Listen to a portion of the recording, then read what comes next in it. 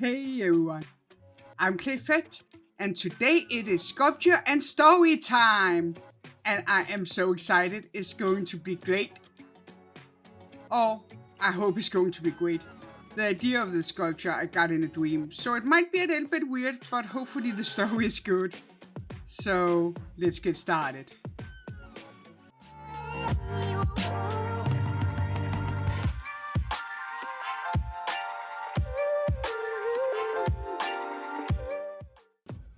Deep inside in a very humid and warm forest. So deep in fact, that no human has ever been there, was a pond. And in that pond were two very, very special frogs. If a human had seen them with their bright and vibrant colors, they would probably have called them something like mango frogs. But to the two frogs, they were just Jumpy and Grumpy. Grumpy and Jumpy were the two last mango frogs in the world, so Jumpy had always known that Grumpy was going to be his mate. And he really didn't mind that. But then again, Jumpy didn't mind anything. He was a happy, upbeat frog with a light heart and a spring in his step. The complete opposite of Madame Grumpy. True to her name, Grumpy had a heavy heart and often saw the most realistic angle of things, or so she would call it. Others might have called her a pessimist. But that didn't make Jumpy shy away from her. He had known her since they were tadpoles together. And even though she was a very negative being, he also knew that she was very loving and had a big heart. So when spring changed and the air was heavy with the warm sun, he knew it was time, and he jumped over to the water lily Grumpy always sat on. "Hello, Grumpy," he happily exclaimed. "Don't you think it's time for us to make some frog babies?" He was so excited that he had problems sitting still on the water lily and shuffled around. But Grumpy only gave him a sideways glance before she said, "No."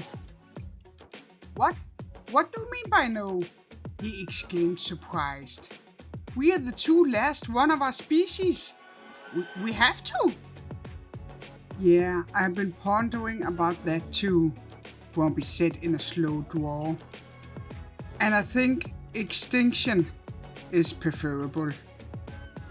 Jumpy was totally and completely lost for words. So the only thing he could quack out was, But why?" Grumpy sighed. "Okay, I will be blunt with you this time only. Jumpy, you talk too much. You jump too much. You quack too much. You are too much. I think having more than one of you around would be a disservice to this forest. So I think extinction is the way to go." Jumpy sat dumbfounded. He hadn't seen that coming whatsoever. But then he took in a deep breath. Grumpy might not see him as a good match, or a match at all at this point, but that didn't mean he could give up. My gosh, he wanted to have some more company than just Grumpy. He wanted small frog babies to take care of, plus he remembered his dad said that it was fun to make babies, and he wanted to try it. And there was also that thing of them getting extinct he wasn't so happy about. So therefore, he looked at Grumpy and said, "Okay, you're not a big fan of me, I get it. But shouldn't you at least take a walk with me before you deem our species to extinction? Couldn't you at least give me this one chance?" he begged. Grumpy looked at him and sighed. "Fine, but after that, you promise me to let it go." Jumpy jumped happily up and down. Yeah, I promise. Now let's go! And off they went, leaving their safe and secure pond for the very first time. They jumped beside one another, Jumpy smiling from ear to ear, and Grumpy looking like a thunderstorm. While they were jumping alongside one another, Jumpy looked over at Grumpy and swallowed hard before he said, "It's really nice weather today, isn't it? The sun really warms you up." Grumpy answered, "Nah, the sun is way too hot, and you stay out in it too long, your skin will dry up." Jumpy smiled while he answered, "Well, I like the sun. It makes everything become more alive, in my opinion." But Grumpy didn't answer. So Jumpy tried again. "So, what do you like to eat?" "My favorite is mosquitoes. They got sort of a crunch to them." "I don't eat red meat," Grumpy answered. "I only eat fruit flies." "Well, they can be good too. Though, I think you should try some new things now and then," Jumpy said, but Grumpy didn't answer him. Grumpy started to panic. It was wrong no matter what he said to that woman. But he tried one last time. "So, jumping?" Grumpy looked at him. "What? Do you like jumping?" he asked in a little voice. "Not in particular. Why?" Grumpy asked. This made Jumpy sigh. "Because I love jumping, and I wanted to jump with you and have fun. But we are not going to have fun, are we?" For the first time, Grumpy actually looked a little bit sad when she looked down and said, "I'm sorry, Jumpy, but no, it's just not going to happen." Jumpy stopped in his tracks, but it was not for the reason you might think. The little frog stood still with big eyes and mouth hanging open as he gazed upon the pond they had just gotten to. It was big and shiny, not nearly as muddy as their old pond, and there were tens, if not even hundreds, of frogs just like them. Both of them have always believed that they were the last of the species, but here they were. Both Jumpy and Grumpy jumped into the pond, and that could have been it. That could have been their happily ever after. But that was not the case for poor Jumpy.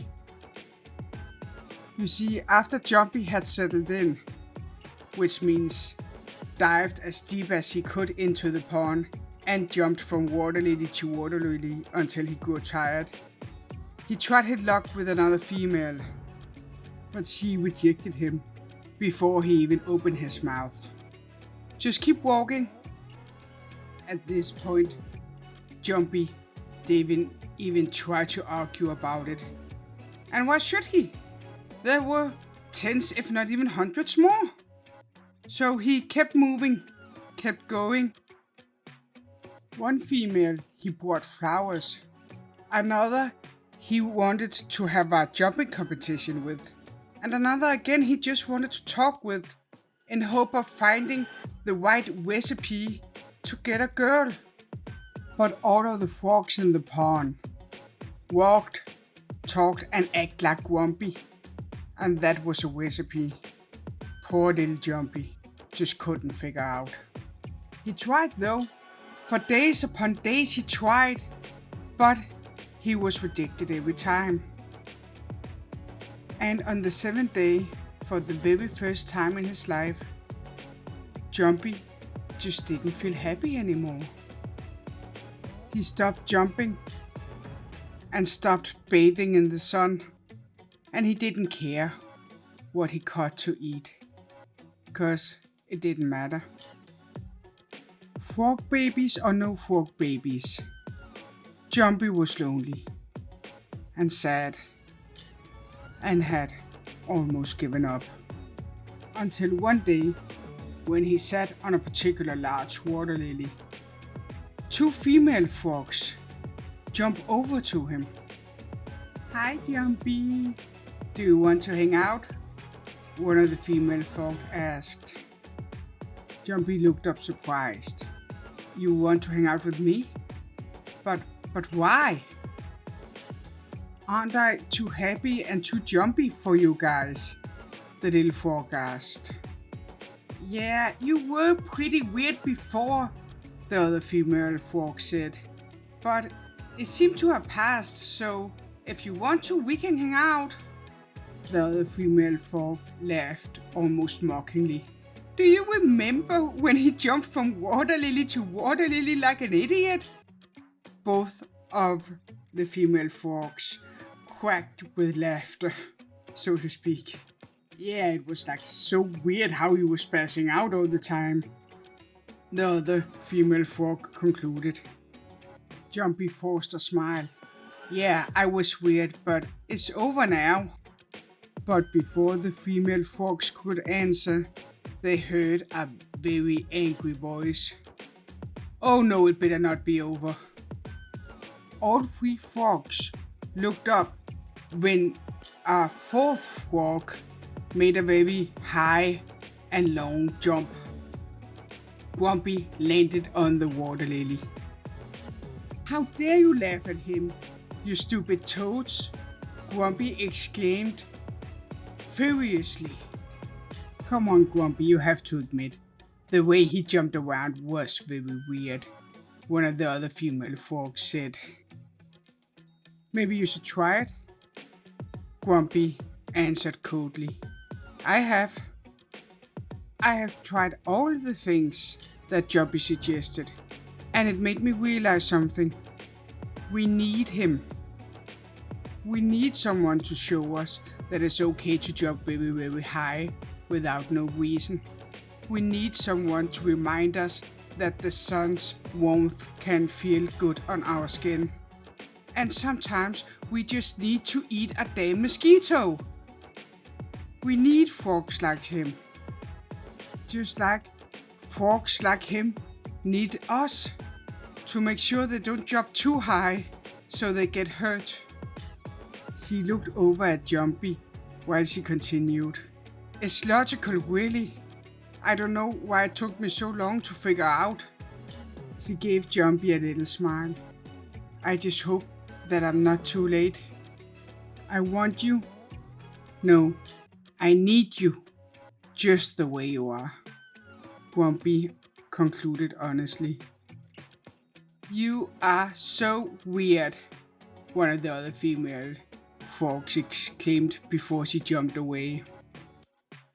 Jumpy smiled from ear to ear, feeling happy for the first time in a long time. Yes, he is, he answered, and I love it, just like I love you, he said to Grumpy. And we don't even have to make babies or anything. I just want to be with you. Grumpy laughed at that, smiling from ear to ear.